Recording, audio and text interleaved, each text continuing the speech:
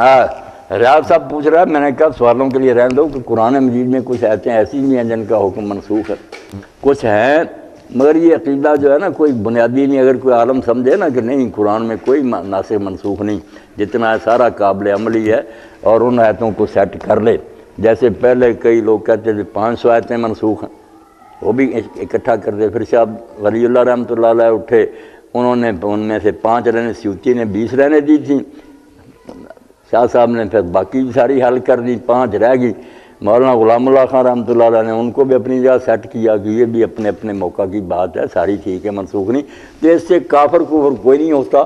بڑے عالم تھے ابو مسلم خراسانی، وہ ابو مسلم وہ اسی کے قائل تھے کہ کوئی منسوخ نہیں ساری. باقی کچھ آیتیں ایسی ہیں جن کے بارے میں ماننا پڑتا کہ وہ بیکار نہیں.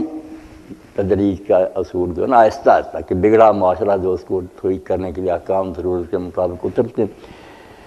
ان میں سے ایک تو یہ وصیت کا قانون ہے. سورہ بقرہ میں کہا گیا کہ جو شخص مرے اور کچھ مال چھوڑے وہ اپنے ماں باپ کے لیے، رشتہ داروں کے لیے ہم دستور کے مطابق اچھے طریقے سے وصیت کر دیں کہ میرے بعد اس کو اتنا ملے، اس کو اتنا ملے. اس وقت قانون وراثت نہیں آیا تھا، معاشرہ بھی منتشر تھا، کسی کا باپ کافر تھا، کسی کی ماں کافرہ تھی، مسئلہ گڑبڑ تھا. اس وقت وصیت پر رکھا گیا کہ مرنے والا خود ہی فیصلہ کر دے.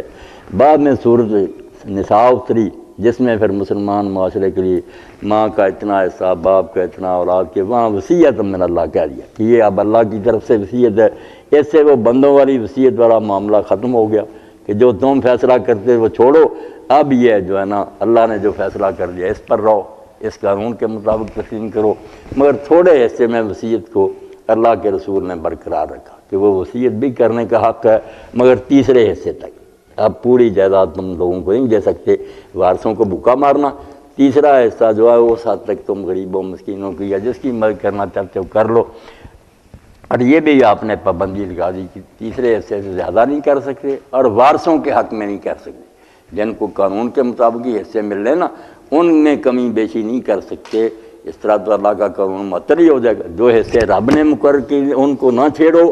ان کے علاوہ اگر خاندان میں کوئی غریب نظر آتا ہے یا دوسرا کوئی آدمی مدد کا مطلب یا نیک کاموں کے لیے وہ بے شک کر لو. وارثوں کے حصے جو ہے نا جو قانون کے مطابق حقدار ہیں ان وہی رہیں گے جو اللہ. 2 پابندیاں رہ گی، تیسرے حصے سے زیادہ نہیں اور وارثوں کے حق میں نہیں، غیر وارثوں کے لیے کر سکتے. وارثوں کے لیے اگر کی ہے کہ ایک بیٹے کو زیادہ دے دیا کسی دوسرے کو تو پھر دوسرے وارثوں کی رضامندی ضروری ہے. اگر باقی بھی یہ منظوری دے دیں کہ جو کچھ ابا جی نے کر دیا ہمیں بھی قبول ہے، یہ ان کا اپنا حق ہے. اگر انہوں نے چھوڑ دیا اور راضی ہو گئے پھر ٹھیک. اسی طرح جو ایک جگہ قرآن پاک میں آتا تھا کہ جس عورت کا خاوند فوت ہو جائے وہ نہ خود نکلے نہ گھر والے نکالے، سال بھر اسی جگہ رہے اور اس کو خرچہ اس آدمی کی جائیداد اس میں ملتا رہے. اس وقت تک یہ قانون جو ہے نا نہیں نازل ہوا تھا. بعد میں اسی صورت میں آ گیا کہ اب یہ 4 مہینے 10 دن ٹھہرے، سال والی بات ختم ہے.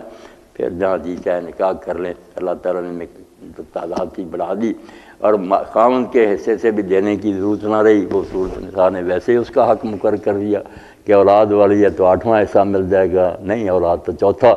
اب وہ مسئلے جو کچھ ایسے ہیں نا اس کو سمجھے تدریج. اب بھی کوئی معاشرہ ایسا ہو جائے کہ پورا اسلامی نظام نہیں تو وصیت پر آ جائیں گے کہ مرنے والا ہی خود فیصلہ کر کے جائے. اگر شریعت قائم ہو جائے گی پھر وہ نساء والی چل بیکار کچھ نہیں. جو کہتے ہیں کہ اس میں تھار واپس اللہ لے گیا، منسوخ التلاوت، یہ خطرناک عقیدہ کہ 2/3 قرآن اللہ تعالیٰ واپس اٹھا کے لے گیا. یہ بناوٹی باتیں، جتنا اترا ہے سارا اسی میں موجود. اللہ